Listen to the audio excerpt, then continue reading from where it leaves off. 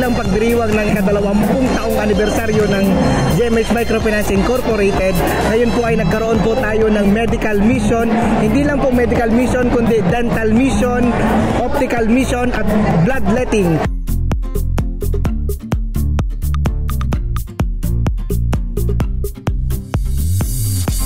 Kasama po natin ngayon ang ating CDS head na si Ma'am Alyssa May Ducog. Ma'am, kumusta naman po yung nagaganap na medical mission natin ngayon? Maayos naman po, and as you can see, napakarami pong beneficiaries, and it's beyond our expected, and nagpapasalamat na binigyan tayo ng magandang panahon para maging successful din po, at maraming volunteers, so sobrang nag-thankful kami sa lahat ng nandito po. Ma'am, sino po yung mga beneficiaries natin ngayon?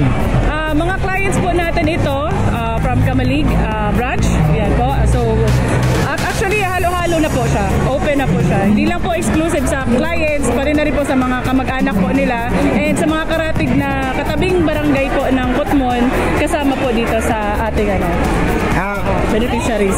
Kasama po natin ngayon ang Segovia Dental Clinic and Laboratory headed by Dr. Teresa Segovia and Dr. Rodel Quiniano.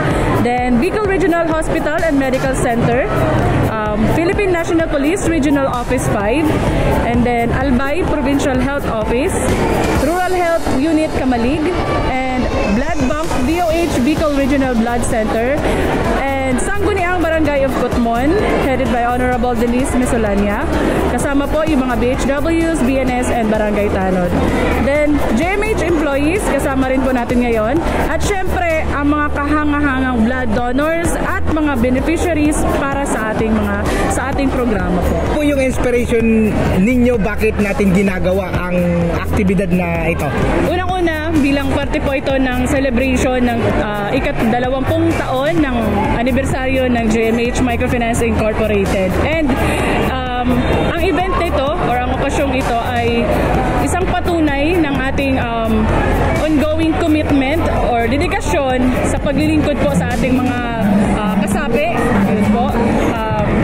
By providing po ng healthcare services and promoting yung blood donation, we aim to make positive impact on the lives of those we serve.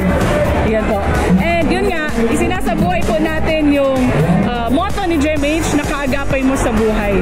Kaya naman, si GMH, hindi lang siya for financial, so meron tayong mga financial services, at ito na po yun. Isa po ito sa medical mission and bloodletting activity.